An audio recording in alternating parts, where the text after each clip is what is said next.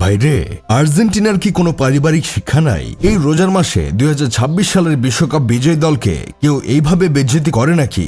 হতে পারে রমজান মাসে তাদের বেজ্জতি হওয়ার অভ্যাস আছে, তাই বলে কি বেজ্জতি করতে হবে নাকি? আসলে হলুদিয়া পাখিদের রমজান মাসে ফুটবল খেলা বর্জন করা উচিত, কেননা এই রমজান মাসটাই তাদের জন্য একটা জমের মাস।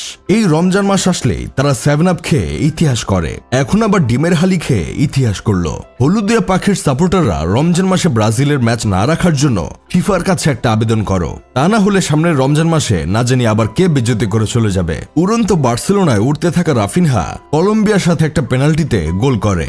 আর্জেন্টিনাকে গোনাই ধরতে চাইলেন না। ম্যাচের আগে এক ইন্টারভিউতে বললেন, আমরা আর্জেন্টিনাকে হারিয়ে দিব এবং আমি সেই ম্যাচে গোলও করব, উই আর দেম। কিন্তু খেলার মাঠে দেখা গেল এক হালি খেয়ে সে নিজেই অফাক হয়ে গেছে।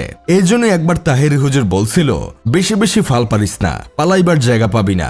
আর আর্জেন্টিনা ম্যাচের আগে কোনো উত্তেজিত মন্তব্য করলেন না, প্রতিপক্ষকে সম্মান করলেন, কিন্তু মাঠে এই স্ল্যাং বক্তব্যের জবাব দিলেন।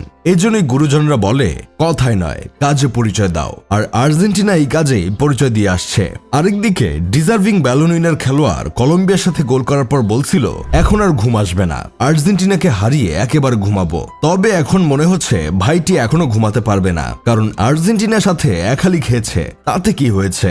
ভাইটি তো 2টি চ্যাম্পিয়ন্স লিগ জিতেছে, 2টা কোপা আর একটা বিশ্বকাপ জেতা প্লেয়ারকে তারা 2টা চ্যাম্পিয়ন্স লিগ দেখিয়েছে ম্যাচ হারতে থাকা অবস্থায়। বিষয়টা হাস্যকর নাকি বলদামি আমার জানা নাই। আবার কেউ কিছু বললে কান্না করতে করতে বলবে, আমি শুধু ফুটবল খেলতে চাই। বিশ্বকাপ কোয়ালিফায়ার ম্যাচে আর্জেন্টিনার মাঠে মুখোমুখি চির প্রতিদ্বন্দ্বী ব্রাজিল।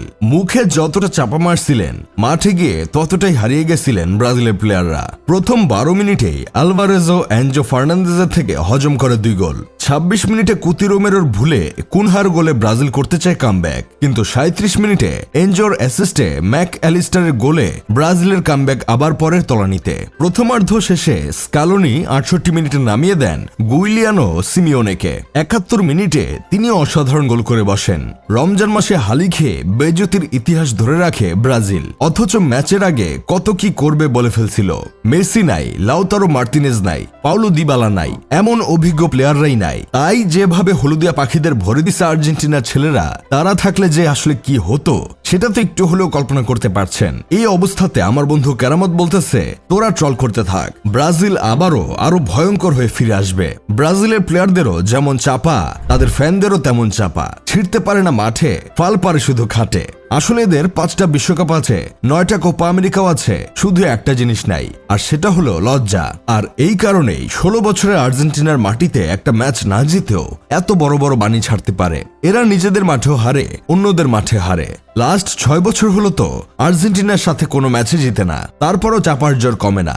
যাই হোক, শেষমেশ আমি গোলাম হোসেন একটা কাজের কথা কই। আর্জেন্টিনার কোচ লিওনেল স্কালোনির কথা বলা শুরু করলে আসলে আজকে কথা শেষ হবে না। তিনি কোচ হিসেবে যেমন, একজন মানুষ হিসেবেও তেমন। রাফিনহার এমন বাজে মন্তব্যের পরেও তিনি বাজে কিছু বলে নাই। মেসি নেইমারের বন্ধুত্বের কথা স্মরণ করিয়ে দিয়েছেন, প্রতিপক্ষকে সম্মান করেছেন, এমি মার্টিনেজকে ব্রাজিলের প্লেয়ারদের কিছু বলতে নিষেধ করেছেন।